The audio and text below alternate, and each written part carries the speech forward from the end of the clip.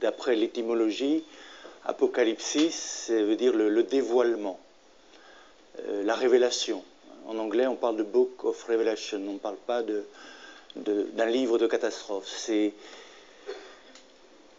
l'occasion d'une révélation. Et c'est vrai, il ne faut pas non plus négliger la dimension catastrophique d'un certain nombre d'événements, mais l'Apocalypse, justement, c'est qu'est-ce qui se révèle à travers ces moments d'effondrement. Si, il se tint sur le sable de la mer. Puis je vis monter de la mer une bête qui avait 10 cornes et 7 têtes. Sur ses cornes 10 diadèmes, et sur ses têtes des noms de blasphème. La bête que je vis était semblable à un léopard. Ses pieds étaient comme ceux d'un ours, et sa gueule comme celle d'un lion. Le dragon lui donna sa puissance, son trône et une grande autorité. Je vis l'une de ses têtes comme blessée à mort. Mais sa blessure mortelle fut guérie, et toute la terre était dans l'admiration derrière la bête. Tous adorèrent le dragon, parce qu'il avait donné l'autorité à la bête. Ils adorèrent la bête en disant: « Qui est semblable à la bête et qui peut combattre contre elle ?» Puis, il lui fut donné une bouche qui proférait des paroles arrogantes et des blasphèmes. Il lui fut donné le pouvoir d'agir pendant 42 mois. Elle ouvrit sa bouche pour proférer des blasphèmes contre Dieu, pour blasphémer son nom, son tabernacle et ceux qui habitent dans le ciel. Il lui fut donné de faire la guerre aux saints et de les vaincre. Il lui fut donné autorité sur toute tribu, tout peuple, toute langue et toute nation, et tous ceux dont le nom n'a pas été écrit dès la fondation du monde dans le livre de vie de l'agneau qui a été immolé l'adoreront. Si quelqu'un a des oreilles, qu'il entende. Si quelqu'un mène en captivité, il ira en captivité. Si quelqu'un tue par l'épée, il faut qu'il soit tué par l'épée. C'est ici la persévérance et la foi des saints. Puis je vis monter de la terre une autre bête, qui avait 2 cornes, semblables à celles d'un agneau et qui parlait comme un dragon. Elle exerçait toute l'autorité de la première bête en sa présence.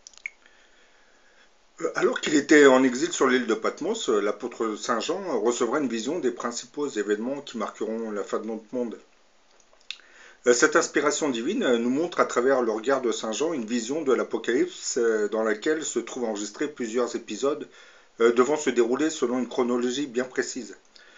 Présenté sous la forme de plusieurs chapitres, l'Apocalypse de Saint Jean, que l'on retrouve dans la Bible du Nouveau Testament, semble nous montrer plusieurs passages d'un film qui ne s'est pas encore déroulé mais qui le sera dans le futur. Ce livre de l'Apocalypse, écrit par Saint Jean, cache des secrets codifiés qui seront décryptés quelque temps avant le déclenchement des événements qui nous conduiront vers cet apocalypse.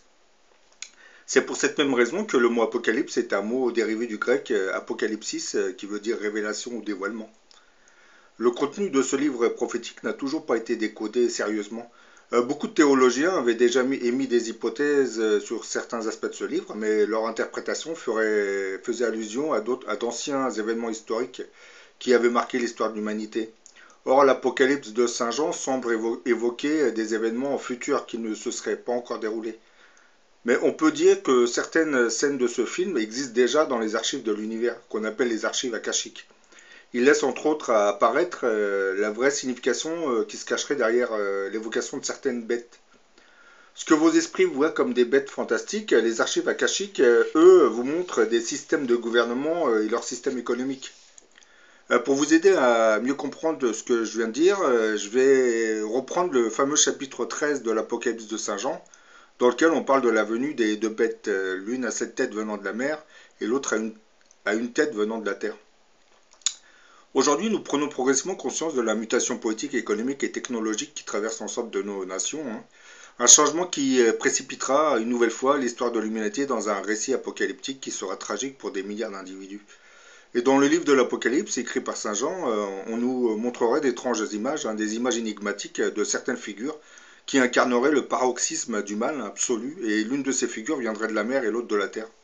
Ces figures qui nous sont présentées dans le livre de l'Apocalypse comme tyranniques incarneraient en fait les oligarchies des systèmes politiques et économiques qui entendent dominer la vie des hommes en les enfermant sous leurs emprises. Un système athée qui poursuit un seul but, l'éviction de toute référence aux lois divines, et qui entend redéfinir les normes du bien et du mal par de simples lois laïques qui sont tout aussi athées. Le rejet de tous les messages religieux dans la culture occidentale relève d'un choix idéologique qui s'était construit à partir de la Révolution française de 1789. C'était un choix voulu et assumé par une minorité de philosophes qui souhaitaient débarrasser la société de ces lois divines pour installer à la place un monde sans Dieu qui permettra l'établissement de puissantes oligarchies qui prendront progressivement le contrôle économique et politique de nos nations. Eh bien, la première bête décrite dans l'Apocalypse de Saint Jean, qui est perçue venant de la mer, serait liée à l'établissement de ces oligarchies et de leur règne. Je vais vous citer le bref passage qui évoque l'arrivée de cette bête à cette tête venant de la mer, et ensuite je vous en donnerai mon interprétation, car je transpose ces prophéties bibliques sur le monde actuel. Bon, Bible, Nouveau Testament, Apocalypse de Saint Jean, chapitre 13. Voici la description de la bête selon la vision de Saint Jean, reclus sur l'île de Patmos. Puis je vis monter de la mer une bête qui avait 10 cornes et 7 têtes, et sur ses cornes 10 diadèmes, et sur ses têtes des noms de blasphèmes. La bête que je vis était semblable à un léopard. Ses pieds étaient comme ceux d'un ours, et sa gueule comme une gueule de lion. Le dragon lui donna sa puissance et son trône, et une grande autorité. Et je vis l'une de ses têtes comme blessée à mort, mais sa blessure mortelle fut guérie. Et toute la terre était dans l'admiration derrière la bête. Ils adorèrent le dragon parce qu'il avait donné l'autorité à la bête. Ils adorèrent la bête en disant qui est semblable à la bête, qui peut combattre contre elle, et il lui fut donné une bouche qui proférait des paroles arrogantes, des blasphèmes. Il lui fut donné le pouvoir d'agir pendant 42 mois. Et elle ouvrit sa bouche pour proférer des blasphèmes contre Dieu, pour blasphémer son nom et son tabernacle, et ceux qui habitent dans le ciel. Il lui fut donné de faire la guerre aux saints, de les vaincre, et il lui fut donné autorité sur toute tribu, tout peuple, toute langue et toute nation. Et tous les habitants de la terre l'adoreront, ceux dont le nom n'a pas été encore écrit depuis la fondation du monde, dans le livre de vie de l'agneau qui a été immolé. Si quelqu'un a des oreilles, qu'il entende. Dans ce bref passage biblique, on parle d'un monstre à 7 têtes, ce qui, comme vous le savez, n'existe pas dans la réalité. Ces 7 têtes feraient en fait allusion à une gouvernance composée de 7 têtes humaines représentant des présidents de république. Et la constitution du groupe des 7, appelé G7, avait commencé après le choc pétrolier de 1973. Les États-Unis décideront d'inviter 4 autres puissances industrialisées, la France, l'Allemagne, la Grande-Bretagne et le Japon, pour discuter de ce nouveau problème. Le groupe des 5 naîtra progressivement au fil des réunions organisées par les États-Unis. En 1975, sur demande du président français de l'époque, Valéry Giscard d'Estaing, l'Italie sera intégrée à ce groupe des 5 qui deviendra le groupe des 6. Les présidents de ces 6 puissances industrialisées décideront de se réunir tous les ans avec une présidence tournante pour parler des questions économiques et militaires. Et en 1976, le Canada sera invité par les États-Unis à rejoindre le groupe des 6 qui deviendra le fameux G7 qui organise tous les ans une réunion. La création de ce groupe des 7 puissances les plus industrialisées n'était rien d'autre que la concrétisation de cette prophétie biblique. Dans ce verset, on nous dit que le dragon lui donna sa puissance et son trône, et une grande autorité.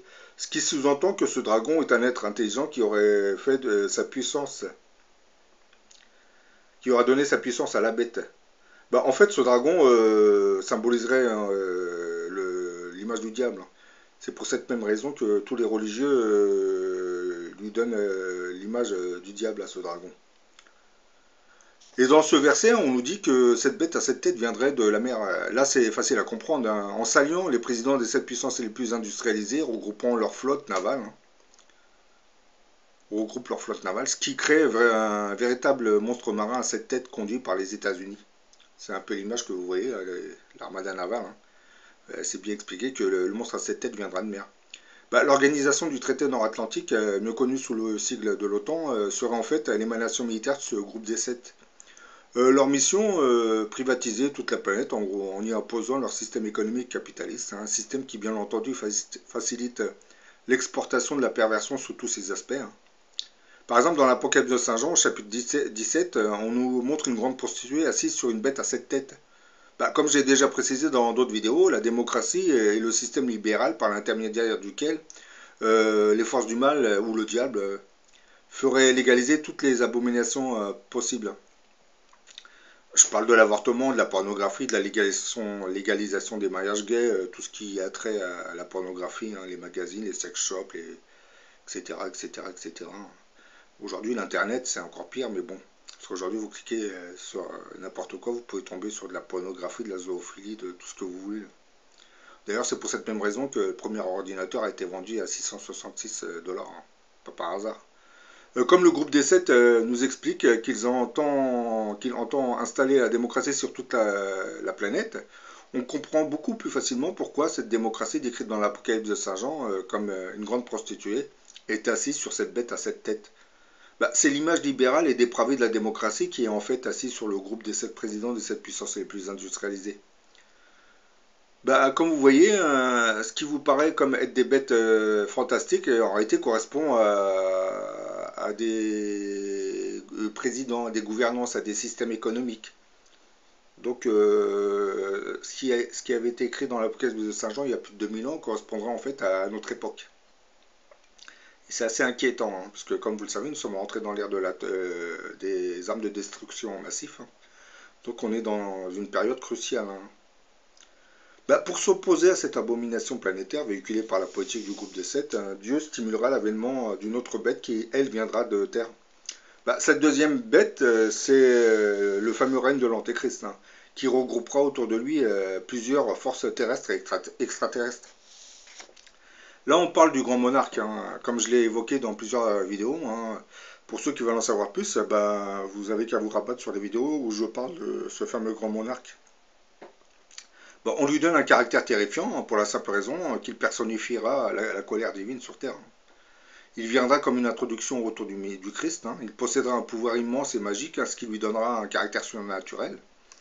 L'Antéchrist, alias le grand monarque, entrera en conflit avec le monstre des mers, ce qui déclenchera des guerres apocalyptiques qui marqueront le début des événements annoncés dans l'Apocalypse de Saint Jean.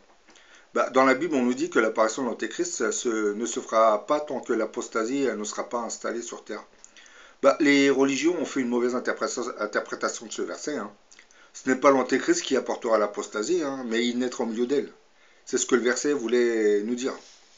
Que l'apostasie sera un indicateur de la venue de l'Antéchrist. Hein. L'Antéchrist sera la personnification de la colère divine, il ne faut pas l'oublier non plus. Il viendra combattre l'apostasie, mais cela, le diable en est bien conscient. Hein. Pour le diable, l'Antéchrist est un être maléfique, car il vient mettre le désordre dans son monde. Dans son monde complètement perverti. Hein. Parce que le monde d'aujourd'hui, il a été façonné à l'image du diable. Hein. Maintenant, je vais vous rester le petit verset biblique qui annonce l'arrivée de l'Antéchrist. Hein, puisque, comme vous le savez, dans le chapitre 13, on fait allusion à ces deux bêtes hein, qui arriveront devant le Christ, hein, logiquement. Bible, Nouveau Testament, Apocalypse de Saint Jean, chapitre 13, versets 11 à 18. Puis j'ai vu monter de la terre une autre bête, elle avait 2 cornes comme un agneau et elle parlait comme un dragon. Elle exerçait tout le pouvoir de la première bête en sa présence, amenant la terre et tous ceux qui l'habitent à se prosterner. Elle produisait de grands signes jusqu'à faire descendre le feu du ciel sur la terre aux yeux des hommes. À tout petit et grand, riche et pauvre, homme libre et esclave, elle faisait mettre une marque sur la main droite ou sur le front, afin que personne ne puisse acheter ni vendre s'il ne porte pas cette marque. Le nom de la bête est le chiffre de son nom. C'est ici qu'on reconnaît la sagesse, hein, celui qui a de l'intelligence, qu'il se mette à calculer le chiffre de la bête, hein, car c'est un chiffre d'homme, hein, ce chiffre est 666. Ce qui fait 3 x 6, 18, 18 ça fait 1 plus 8, ça fait 9. Hein.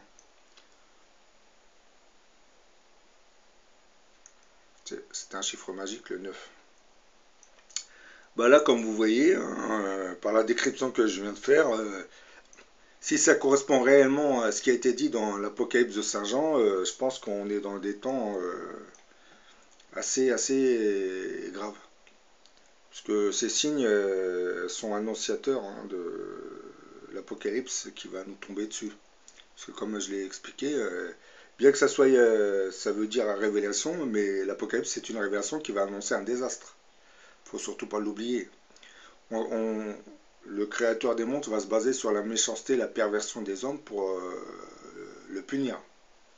Donc je pense que plusieurs milliards d'êtres humains risquent de quitter ce monde lorsque les événements commenceront, parce que ça ne va pas commencer que par des guerres, hein, ça va être des dérèglements climatiques, des tremblements de terre, des îles qui vont sombrer sous les eaux. Hein.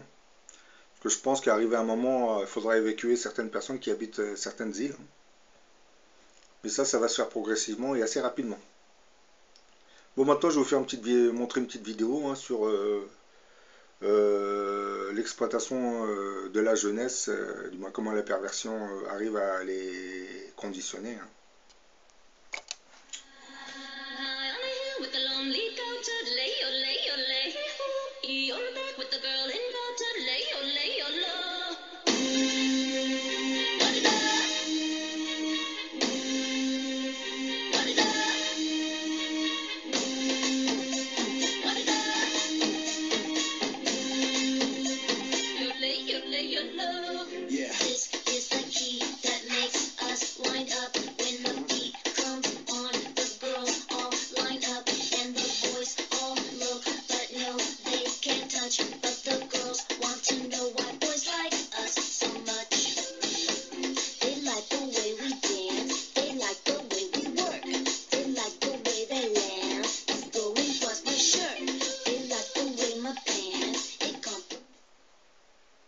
So what was really disturbing is that we found a lot of hypersexuality of the female characters in even television and movies aimed at little kids. For example, in G-rated animated films, the female characters wear the same amount of sexually revealing clothing as the female characters in R-rated movies, which is pretty horrifying. I mean, what are we putting that much sexuality and hypersexuality into things aimed at the littlest kids for?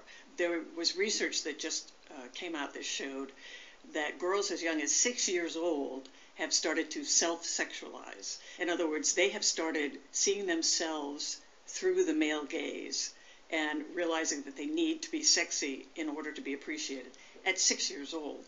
And this is a very new development. We knew that women and teenage girls were doing that. So clearly the culture is sending a very negative message to girls and to boys about girls when the female characters are constantly shown in this